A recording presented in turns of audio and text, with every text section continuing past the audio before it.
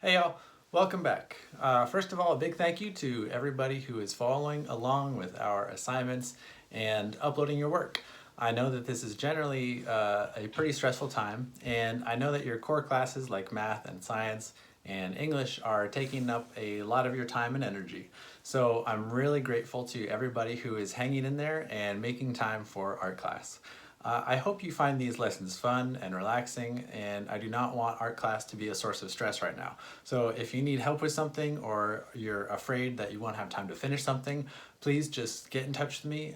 You can email me or leave a comment in the assignment on Google Classroom, and I would be happy to help you out. Another great way to get help or just talk about art is to join one of our 3 weekly Google Meets. Those happen on Tuesdays from 9 to 10:30 a.m., Thursdays from 1:30 to 3 p.m., and Fridays from 10:30 to noon. And I post the link to each meeting usually the day before in our Google Classroom stream. It's not a requirement to join these meetings, but it can be a good way to communicate in real time if you need some help. I've also been doing some live drawing games during my meetings, so they can be pretty fun too. Okay, so this week's assignment is real chill. As soon as I set this one up and started working on it, I got really calm and focused, and I could really feel my heart rate drop. So we are going to be creating mandalas. A mandala is a word that you'll come across if you study ancient art or if you like to use coloring books. A mandala is a circular arrangement of different symbols and patterns using radial symmetry. Okay, I know you didn't sign up for a vocab lesson, so let me break that down really quick. A circular arrangement of symbols or patterns just means that you have symbols or patterns put together in a circle. Now, radial symmetry means that the circle looks the same on all different sides. So no matter what side of the arrangement you're looking at, the shapes or patterns look the same all the way around. You can see radial symmetry in sunflowers and many other flowers. You can see radial symmetry in starfish and any other star-shaped objects. You could even say that you see radial symmetry in my favorite food, donuts. Many religions use mandalas as practice for focusing their spiritual attention and making a work of art that tells a story. And mandalas show up in the Buddhist art tradition, the Hindu art tradition, and ancient Aztec art. But no matter what religion you believe in, making a mandala is a great way to focus your attention and get creative. So to make our mandalas today, we just need a pencil and a paper and 3 different circular objects of different sizes so that you can trace some circles onto your paper. For example, I have a bottle cap, a coffee can, and a paint palette to trace and make differently sized circles. Make sure that the biggest one is not bigger than your paper. You can also just use a compass if you have one, but I know not everyone has a compass laying around. You'll also need a ruler or something to make a straight line with, like the spine of a book or magazine. Once you have all these things, you can get started. Okay, so I've got my pencil and I've got my paper, and the first thing I want to do is take the large circular object that you want to use to trace your circle, and I'm just going to go ahead and trace my large circle here. As you can see, my paint palette is pretty messy. All right, then I'm going to take my medium circle, in this case my coffee can, and I'm going to try and line it up in the middle of your large circle. And I'm going to trace a new circle like that, okay? Now I'm going to take my small object, my bottle cap, and trace one more circle. So we have 3 circles, nice and even circles. Now I'm going to take my ruler and I am going to make some lines going through the circle. We are going to put some lines through these circles as if we were cutting a pizza. So I'm going to cut it in half first, and then I'm going to take my pizza and cut it into quarters. Okay, and then a few more lines to cut it into 8 sort of even slices. It doesn't have to be perfectly even, but just try and make it as even as you can.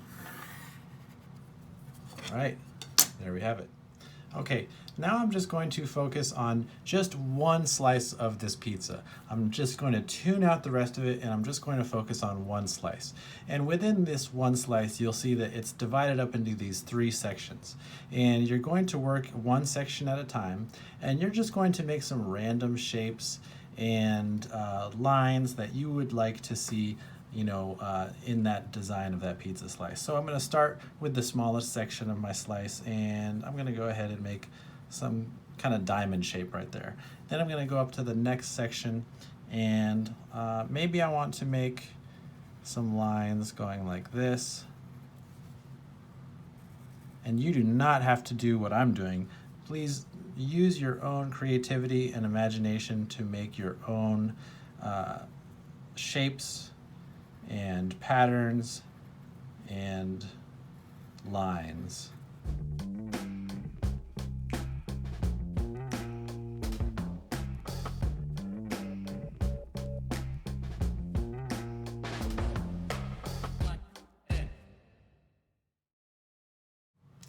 So now that I've finished this one pizza slice, I want to take what I've done here in this pizza slice, and I want to copy it through all of the other pizza slices, so that it looks the same all the way around, and that those small lines and shapes become a repeated pattern all the way around my mandala. So I'm going to go ahead and take this design and bring it all the way around.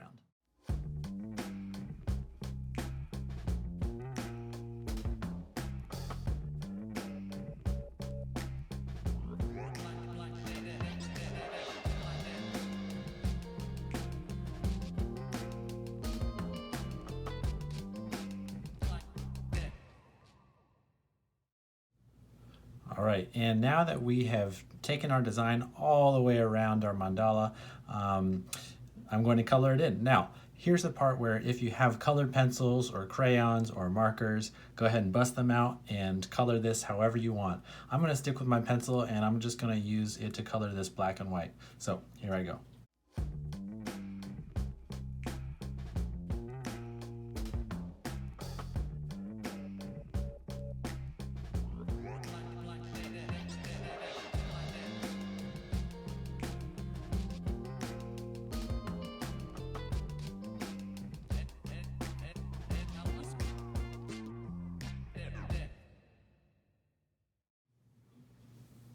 Okay, so I have finished my mandala, and it took a little while, but I really got into a groove and focus. Once I got going, it was really fun.